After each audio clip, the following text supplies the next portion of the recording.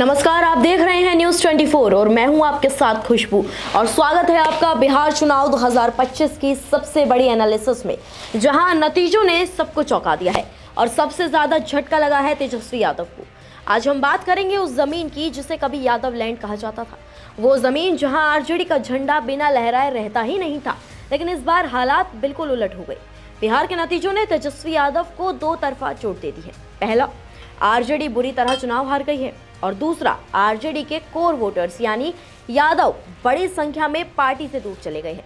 2020 में जो RJD single largest party थी, इस बार उसकी आधी सीटें भी नहीं बची हैं और झटका यही नहीं रुका, यादव बहुल सीटों पर भी पार्टी का किला ढह गया है।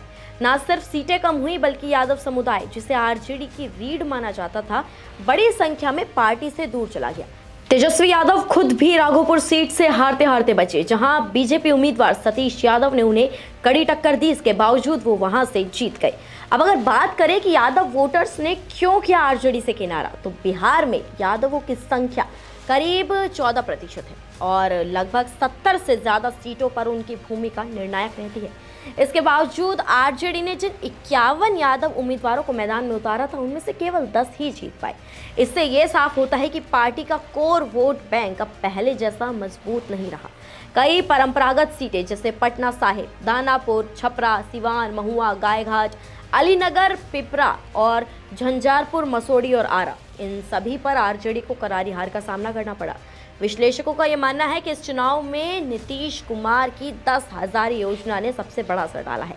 इस योजना के तहत करीब 1.5 करोड़ महिलाओं को 10,000 रुपए सीधे बैंक खाते में दिए गए। इसका फायदा सभी समुदायों की महिलाओं को मिला और इसका सीधा असर यादव बहुल इलाकों यानी कि यादव लैंड में दिखा, जहां बड़ी संख्या में महिलाओं ने एनडीए के पक्ष में मतदान किया। इससे आरजेडी को अप्रत्याशित नुकसान हुआ। लालू यादव का मशहूर MY समीकरण यानी कि मुस्लिम यादव गठजोड़ भी इस चुनाव में कमजोर पड़ा। महागठबंधन ने 29 मुस्लिम उम्मीदवार उतारे, लेकिन जीत केवल 4 को हासिल हुई।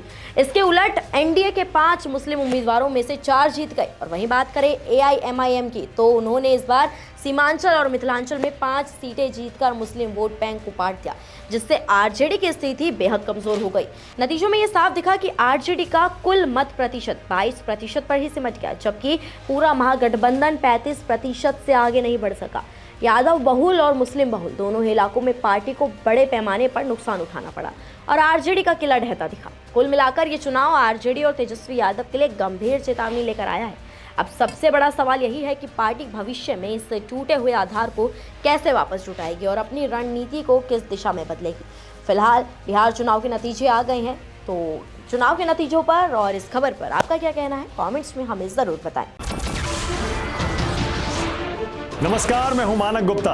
अगर आपको हमारा ये वीडियो पसंद आया हो तो इसे लाइक और शेयर जरूर करें और हाँ, हमें सब्सक्राइब और फॉलो करना ना भूलें, ताकि आप देश और दुनिया की कोई खबर मिस ना करें। तो जुड़े रहिए हमारे साथ और देखते रहिए न्यूज़ 24।